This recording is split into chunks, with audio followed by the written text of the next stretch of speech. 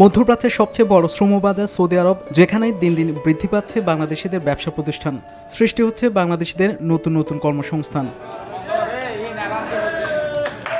দেশটিতে ব্যবসা করছেন হাজারো প্রবাসী বাংলাদেশি, তার মধ্যে অন্যতম চট্টগ্রামের আব্দুল কাদের।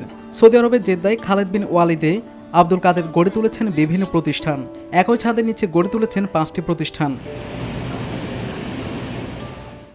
আব্দুল কাদের বর্তমানে একজন ইনভেস্টর ও বিনিয়োগকারী। তার একাধিক প্রতিষ্ঠানে কাজ করছেন অর্ধশতাধিক বাংলাদেশি। আমার হোটেলে অভিজ্ঞ বাবুর্চি দ্বারা পরিবেশন করা হচ্ছে। রান্না বান্না সব অভিজ্ঞ, প্রায় অনেক অনেক অভিজ্ঞ লোক। আপনারা এখানে আসবেন। শরফিয়া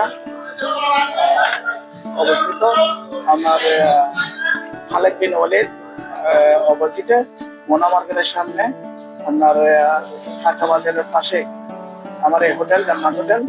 মার্কেটে বাগালা, সেলুন, মাকসালা, বাদিন মাতাম খুলছে। আপনাদেরকে সবাইকে দাওয়াত জানাচ্ছি, আপনারা অবশ্যই আসবেন বাঙালি ভাইরা। এর মধ্যে দেশীয় খাবার পরিবেশনের প্রতিশ্রুতি নিয়ে জেদ্দায় খালেদ বিন ওয়ালিদে শুরু হয়েছে জান্নাত রেস্টুরেন্ট।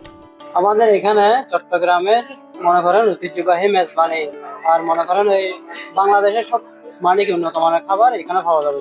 এই হোটেলটা আমাদের সবাই যেন, আমাদের এখানে আছে সবাই যেন এদিকে আসে, আইসা খাওয়াটা ভালোভাবে খাবে এবং কি আমরা সুলভ মূল্য রাখা হবে। আমাদের প্রবাসী বাংলাদেশের সুবিধার্থে আমাদের ব্রাঞ্চের 5টা শপ ওপেনিং হয়েছে, আলহামদুলিল্লাহ। আপনারা সবাই আসবেন। এখানে একই ছাদের নিচে আপনাদের খাবার থেকে শুরু করে যাবতীয় সব জিনিস পাওয়া যাবে।